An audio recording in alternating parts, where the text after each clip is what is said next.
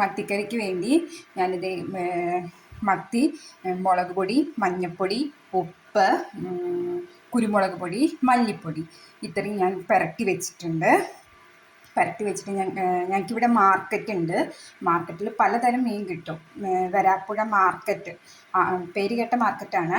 അവിടെ നിന്ന് നല്ല നല്ല മീനുകൾ കിട്ടും. അപ്പോൾ ഇന്നലെ ഹസ്ബൻഡിന് ലീവായിരുന്നു. അപ്പോൾ ഞങ്ങൾ വരാപ്പുഴ മാർക്കറ്റിൽ പോയി ഇച്ചിരി അയിലയും മേടിച്ചു, ഇച്ചിരി മത്തിയും മേടിച്ചു. അയില ഇന്നലെ ഉണ്ടാക്കി. മത്തി ഇന്ന് ഉണ്ടാക്കാൻ വേണ്ടി എല്ലാം മുളക് പൊടിയും മഞ്ഞൾപ്പൊടിയും ഉപ്പും കുരുമുളക് പൊടിയും എല്ലാം ഇട്ട് ഇങ്ങനെ ഇതാക്കി വെച്ചിട്ടുണ്ട്, പുരട്ടി വെച്ചിട്ടുണ്ട്. അതിലേക്ക് ഉള്ളി, പച്ചമുളക്, വെളുത്തുള്ളി, ഇഞ്ചി ഒക്കെ അരിഞ്ഞ് വെച്ചിട്ടുണ്ട്. കറിവേപ്പില മാറ്റി വെച്ചിട്ടുണ്ട്. പുളി വെള്ളത്തിൽ ഒഴിച്ച് വെച്ചിട്ടുണ്ട്. തക്കാളി അരിഞ്ഞ് വെച്ചിട്ടുണ്ട്.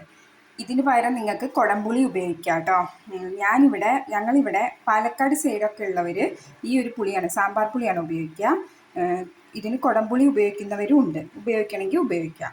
നമ്മൾ മത്തിക്കറി ഉണ്ടാക്കാൻ വേണ്ടി ചട്ടി വെച്ചിട്ടുണ്ട്. അതിൽ എണ്ണ ഒഴിച്ചിട്ടുണ്ട്.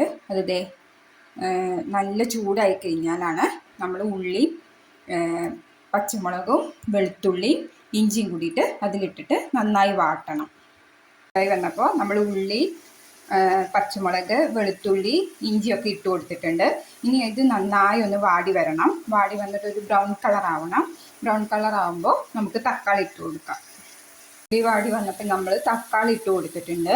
ഇനി ഇത് നന്നായി ഒന്ന് വാടി വരണം. വാടി വന്നു കഴിഞ്ഞാൽ നമുക്ക് പൊടികളെല്ലാം ചേർക്കാം.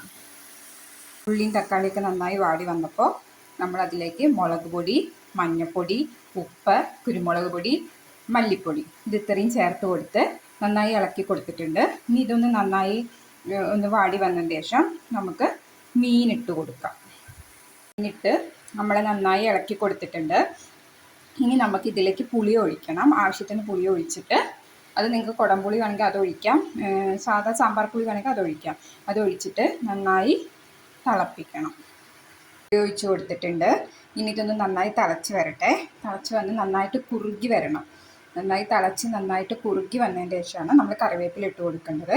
അത് കഴിഞ്ഞിട്ട് ഇച്ചിരി വെളിച്ചെണ്ണ ഒഴിച്ച് കൊടുത്തു കഴിഞ്ഞാൽ മത്തി വറ്റിച്ചത് റെഡിയായി.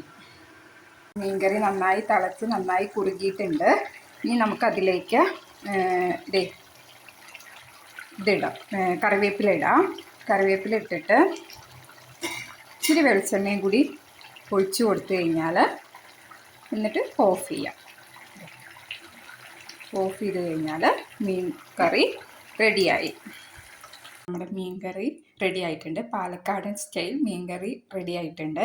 എല്ലാവർക്കും വീഡിയോ ഇഷ്ടമാവുന്നുണ്ടെങ്കിൽ ലൈക്ക്, ഷെയർ, കമൻറ്റ് ചെയ്യാൻ മറക്കരുത്. മീൻ കറി ട്രൈ ചെയ്ത് നോക്കണം. Okay, thank you.